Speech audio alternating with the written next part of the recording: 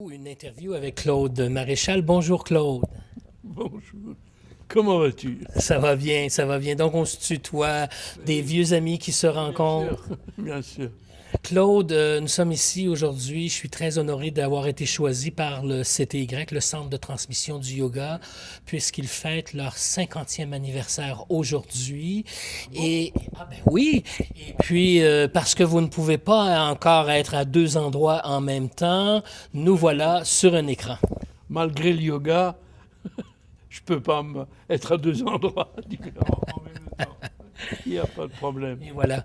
Donc, en 78, lorsque le Centre canadien du yoga démarrait son expansion au Québec, il y a Claude Maréchal, comme ça, est invité par Monsieur Van Lisbeth, un Monsieur Willy Van Lisbeth, le fils. Parlez-nous-en un peu. Comment c'était en 78? Comment ça s'est passé? Je suis venu grâce à Willy Van Lisbeth. Ça s'est passé d'une façon curieuse. Euh, il était fiancé avec ma voisine, là où j'habitais en Belgique. Et Willy, je ne le connaissais pas, hein.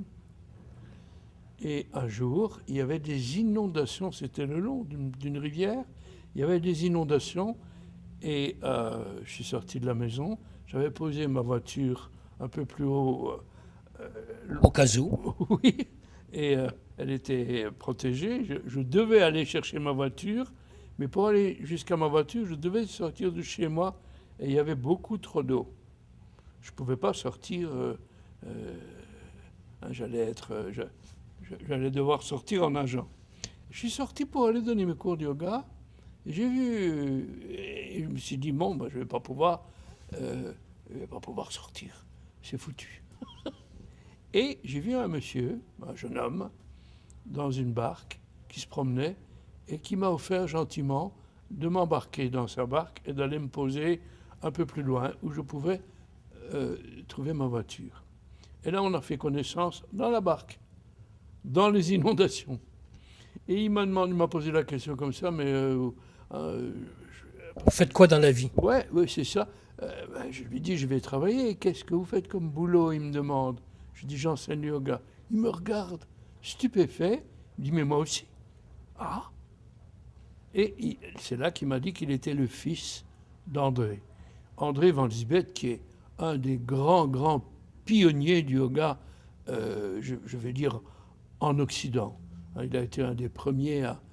Il a d'ailleurs édité une revue pendant de nombreuses années. Et il venait au Québec avec Willy, son fils. Alors, le lendemain du jour où il m'avait quelque part dépanné pour me permettre d'aller donner mes cours, l'eau était descendue. Il est venu me voir. On a passé la soirée ensemble. Et c'est là que je lui ai expliqué tout mon trajet dans le yoga, hein, qui datait évidemment de 1958. Et à cette époque-là, j'étudiais déjà le yoga avec des shikashas depuis 1969. Donc c'était une dizaine d'années plus tard. Alors je lui ai parlé de cela et il m'a dit, je vais te faire inviter. On s'est tutoyé très rapidement. Je vais te faire inviter au Québec où je vais avec mon père. Et en 78, j'ai débarqué à Québec et j'ai commencé à enseigner. Et voilà. Et puis ça s'est développé par la suite. Et voilà. Et vous venez depuis tout ce temps, à chaque année. Depuis 78, je suis venu chaque année. Euh, donc, pas mal de fois.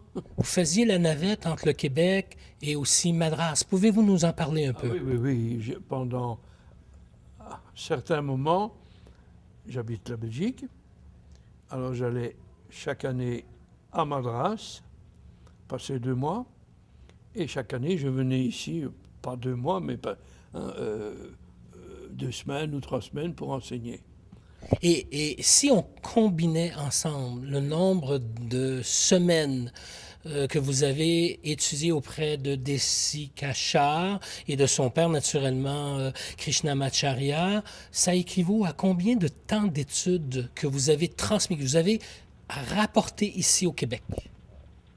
Et en Europe et ailleurs? Au moins 6 années. D'accord. Parce que je restais 2 mois, je le voyais chaque jour, et même parfois 2 fois par jour, et j'y suis allé 40 fois. Donc j'ai passé beaucoup, beaucoup de temps avec lui. Et ce qui a été tout à fait, enfin pour moi très touchant, parce que vous savez, hein, tu sais qu'il est décédé, hein, ce qui a vraiment été très fort pour moi dans cette relation avec Desikachar, c'est cette amitié qui s'est instaurée entre lui et moi. Il était mon enseignant, mon professeur, mon guide, mais on était devenus très très amis. Ce qui fait que j'ai passé énormément de temps avec lui. J'ai quasiment étudié tout ce que lui avait étudié avec son père, Et voilà. Krishnamacharya, Et voilà. un yogi. Le yoga a été révolutionné beaucoup grâce à lui parce qu'à ce moment-là, les femmes ne pouvaient pas vraiment... C'est un des éléments où Krishnamacharya a joué un rôle très important, c'est que le yoga soit enseigné également aux femmes, parce qu'en Inde, c'était les hommes qui pratiquaient le yoga avant. Et puis, il a joué un rôle important par rapport au yoga dans le monde entier. Bien sûr. Il a enseigné à beaucoup d'autres enseignants qui eux-mêmes sont très connus.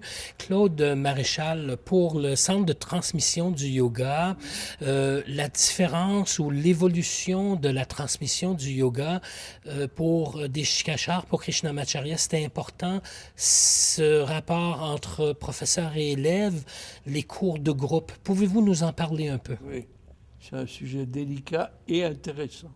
À la fois délicat et intéressant. Parce que j'ai eu le sentiment, en étant l'élève de Desikachar, que c'était vers la leçon individuelle, un élève, un professeur, que je devais me diriger.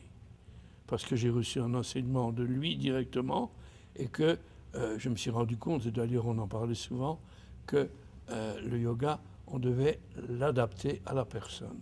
Et pendant de nombreuses années, il m'emmenait à l'endroit qui s'appelait le Krishnamacharya Yoga Mandiram vers 17h l'après-midi, et j'assistais aux leçons qu'il donnait à des personnes qui souvent venaient envoyées par des médecins.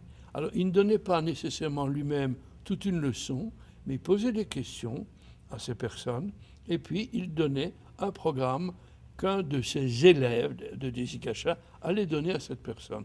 Donc j'ai appris en quelque sorte l'aspect thérapeutique du yoga avec Desikachar. Et à un moment donné, je me suis dit, mais non, je vais arrêter les cours collectifs. Et je lui en ai parlé.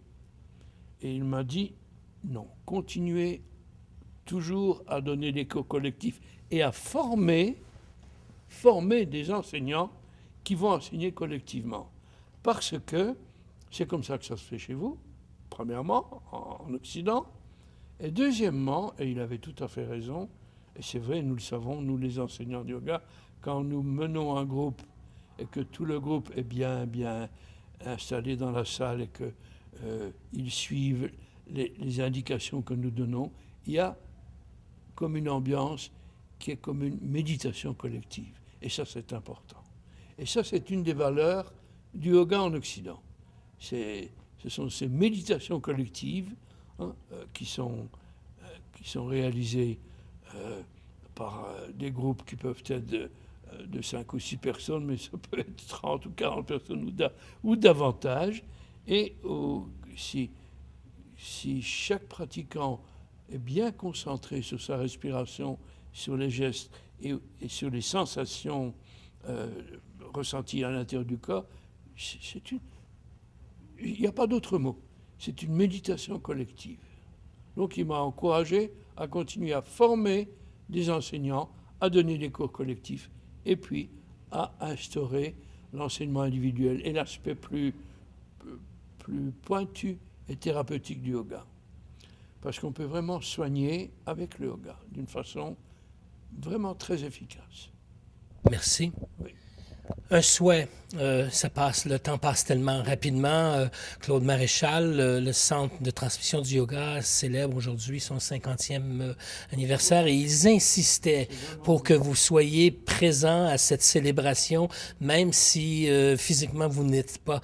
Un souhait pour l'état du yoga dans son ensemble, un sankalpa d'une certaine façon pour célébrer cette journée et aussi l'éternel futur que nous vivons aujourd'hui dans notre société. Un grand souhait, non seulement pour le Centre canadien, mais pour l'Occident, c'est que le yoga se développe très sérieusement, convenablement, que le yoga prenne sa place, parce que notre société en a besoin.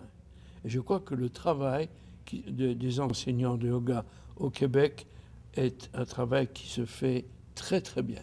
Il y a de très bons professeurs au Québec qui enseignent de façon remarquable. Ça, j'ai pu le constater. Aussi, parce que le tempérament, j'ai envie de dire, des Québécois, il est bienveillant, vous allez vers l'autre, et je pense qu'il y a d'excellents professeurs de yoga, notamment grâce à ce côté affable, ce côté amical, ce côté vraiment... le côté qu'il faut pour être un enseignant de yoga, j'ai envie de dire. Merci. Oui. Merci. Merci beaucoup pour celles et ceux qui ont écouté cette entrevue. Tous les renseignements sur Internet à propos du CTY circulent au bas de l'écran. Merci, Claude Maréchal. Merci, Daniel, de cette rencontre. On vient à peine de se revoir. Et voilà. Namasté.